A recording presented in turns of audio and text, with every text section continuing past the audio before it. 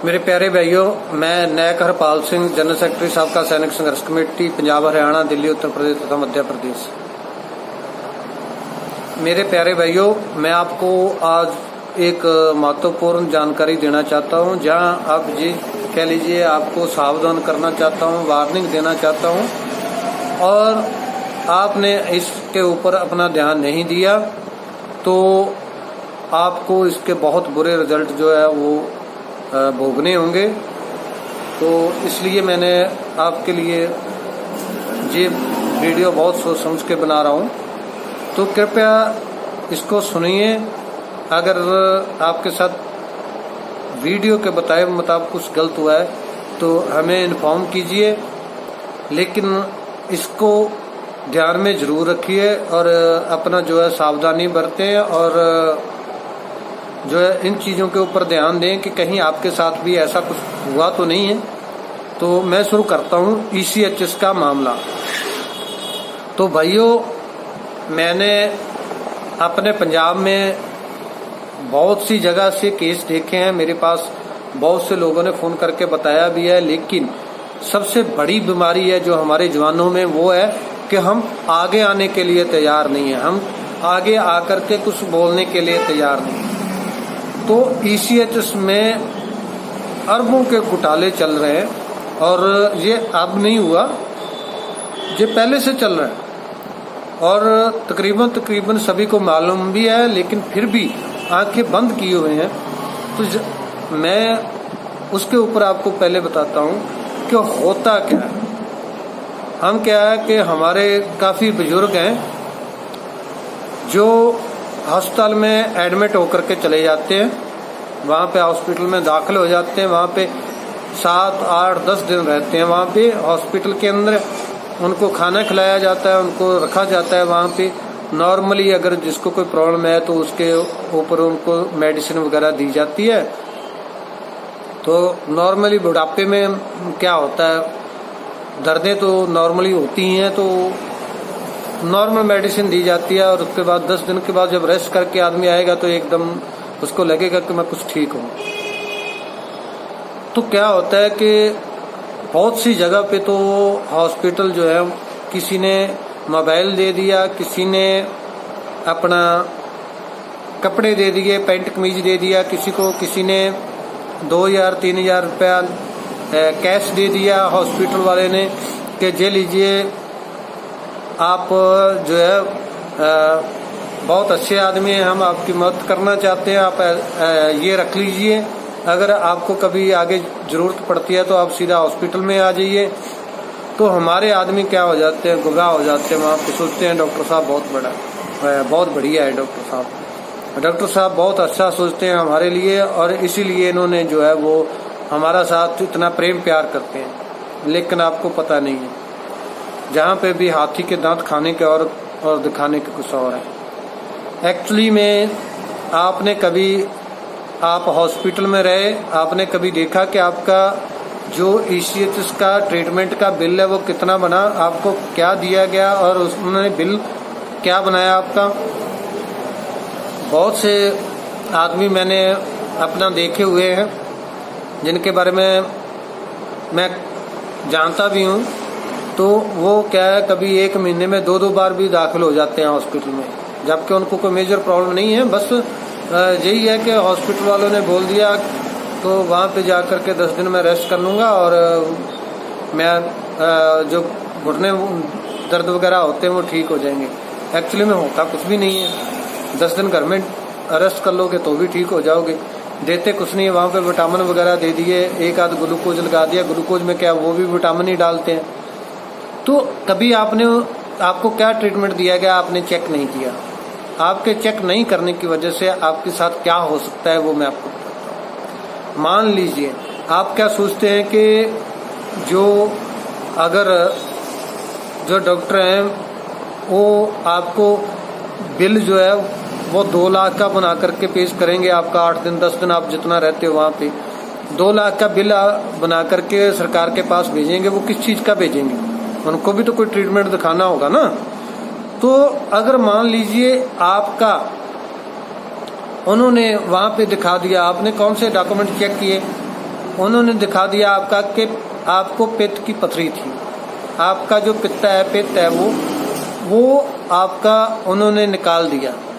ठीक है जी, वो निकाल दिया।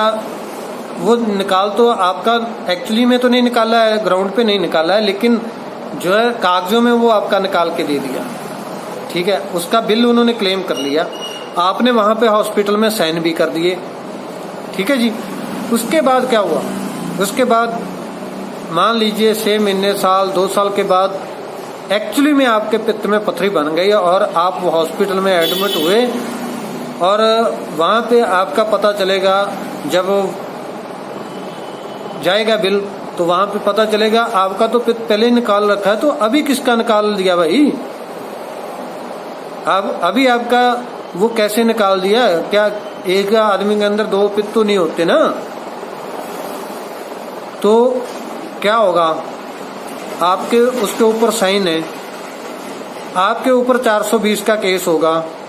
बोलेंगे कि भाई आपने या तो किसी दूसरे का ट्रीटमेंट हॉस्पिटल में करवाया है, हॉस्पिटल को भी गुमराह किया, फौज को भी गुमराह किया है, आपने गलत बेनिफिट लिया है, तो क्या होगा?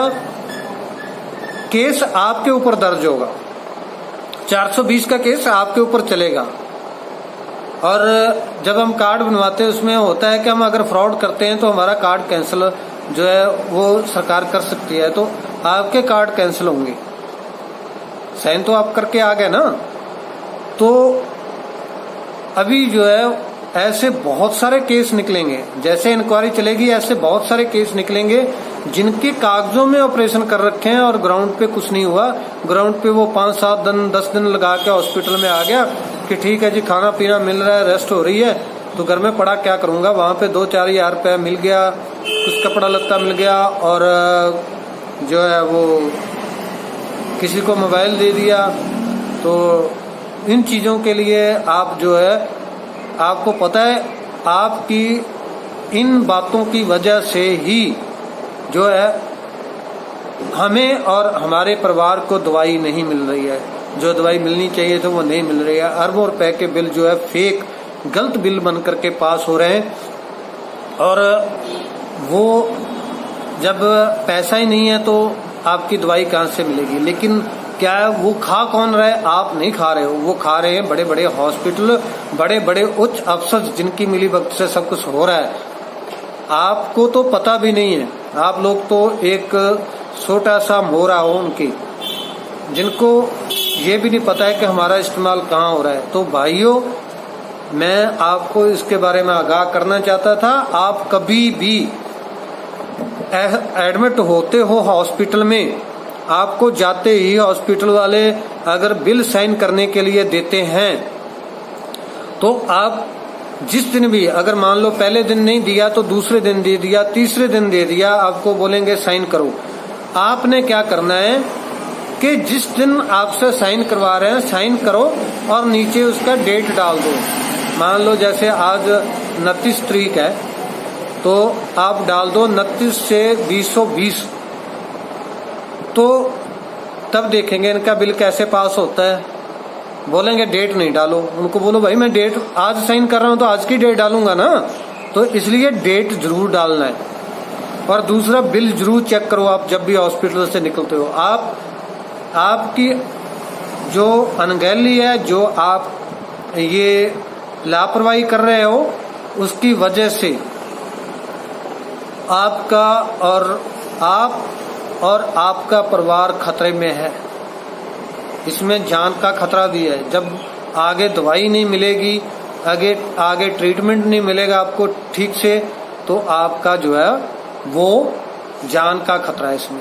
दूसरा, कभी भी ECHS हॉस्पिटल में आप जाकर के वहां पे प्राइवेट हॉस्पिटल में दाखिल होते हो, डॉक्टर आपको बोलता है ऑपरेशन होगा, जहाँ ये होगा वो होगा, आपका पहले जांच हो गई, MRI वगैरह दूसरे टेस्ट हो गए, तो आप ऐसा कीजिए दूसरे या तीसरे दिन वहां पे लिख करके, आउट पास के लिए मैं बाहर जाना चाहता हूं, आप वहां पे लिख करके उनसे डिस्चार्ज ले लीजिए, और जो आपकी जांच है वो पूरी साथ लेकर के उसी बीमारी का किसी दूसरे स्पेशलिस्ट को मिलिए, किसी दूसरे स्पेशलिस्ट डॉक्टर के पास जाइए, उनसे आप पूछिए, उनको ये मत बताइए कि मैं हॉस्पिटल में एडमिट हूँ। उनको बोलिए कि मैंने जांच करवाई थी डॉक्टर से और उन्होंने मुझे कुछ बताया नहीं है, तो कृपया मुझे जो है इसके बारे में सही जानकारी दीजिए। तो आपको क्या है, मतलब ज्यादा से ज्यादा 500 रुपए 700 रुपए फीस ले लेगा कोई स्पेशलिस्ट डॉक्टर, लेकिन आपकी जान तो बच जाएगी ना भाई।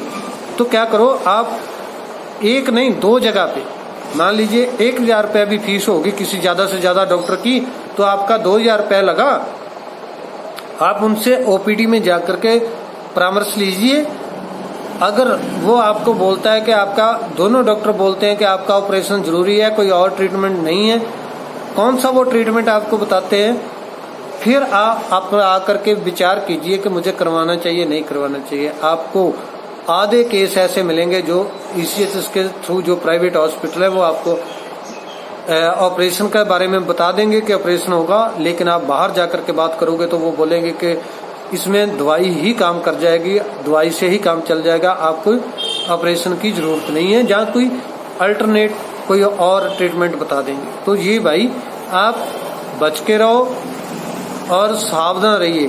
बिल्कुल ये मत सोचिए कि मेरा ट्रीटमेंट फ्री है, डॉक्टर मुझे दे रहा है, तुम जो बोल रहे हैं मैं आंखें बंद करके साइन कर रहा हूँ, सरकार का पैसा जा रहा है। नहीं, पैसा आपके अकाउंट से ही जा रहा है, आपके फंड से ही जा रहा है। फिर आप जैसे अभी दवाई नहीं मिल रही तो पूरे इंडिया में लोग रो रहे हैं, तो रोएंगे ही, क्या होगा? खा रहे हैं बड़े बड़े उच्च अफसर, जबकि शिकार हो रहे हो आप खुद।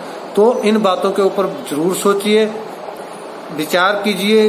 अगर कोई कमेंट है जहाँ कोई आप बात इसके बारे में बताना चाहते हैं, तो हमारे नंबर ऊपर फ्लैश हो रहे हैं, तो कृपया आप उन नंबर पे हमें कमेंट कीजिए, यूट्यूब पे कमेंट कीजिए, जहाँ व्हाट्सएप पे वो नंबर ऐड करके वहाँ पे आप हमारे साथ बात कीजिए कि क्या ये बात सही है या क्या है, आपने विचार रखिए। धन्यवाद, जय हिंद। सबका चैनल में आप सबका तहे दिल से स्वागत है। आप हमारे चैनल को सब्सक्राइब बटन दबाकर सब्सक्राइब कर सकते हैं। नोटिफिकेशन घंटी दबाने से आपको हर नए वीडियो की जानकारी YouTube ऐप पर तुरंत मिल जाएगी। पूर्व सैनिकों से संबंधित सही जानकारी प्राप्त करिए। YouTube के ऐप पर घंटी दबाइए और हमारे नए निराले वीडियोस का आनंद उठाइए।